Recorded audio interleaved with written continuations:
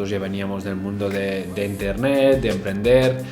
Nos dimos cuenta que el talento digital era un segmento por cubrir. Nuestro objetivo es siempre conseguir el perfect match entre las empresas y los candidatos que están interesados en encontrar ya sea trabajos o proyectos freelance dentro de la plataforma.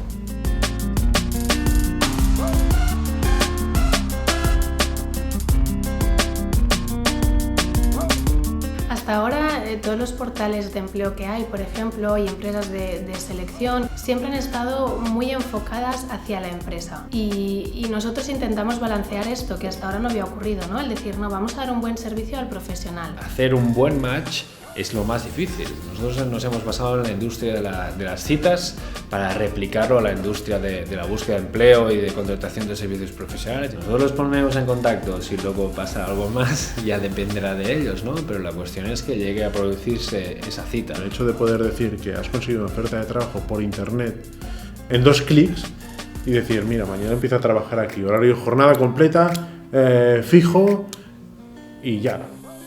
Es importante hacer equipo, es importante entender que todo el mundo está motivado, de algún modo aportando visión y que todo el mundo vaya en la misma dirección, ¿no? Nos apetece estar juntos, hay muy buen rollo, hablamos mucho, los equipos se ayudan entre ellos. Jugamos a básquet, por ejemplo, algunos mediodías, hay un compañero que es un amante de la cerveza y nos hace catas de cervezas de vez en cuando.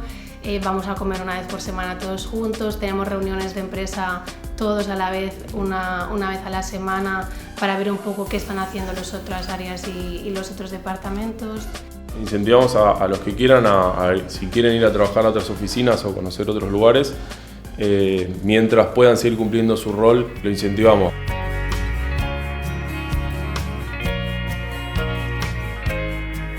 Que se despierten cada mañana teniendo ganas de venir a trabajar aquí. Eso yo creo que pasa, sí. Yo empecé queriendo montar un nicho dentro de Nubelo. Quise montar un negocio que era igual que Nubelo, pero para estudiantes.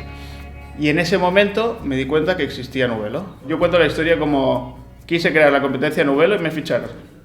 Justo fue así. Simplemente es encontrar a gente que intenta dar lo mejor de sí con un proyecto que ilusiona.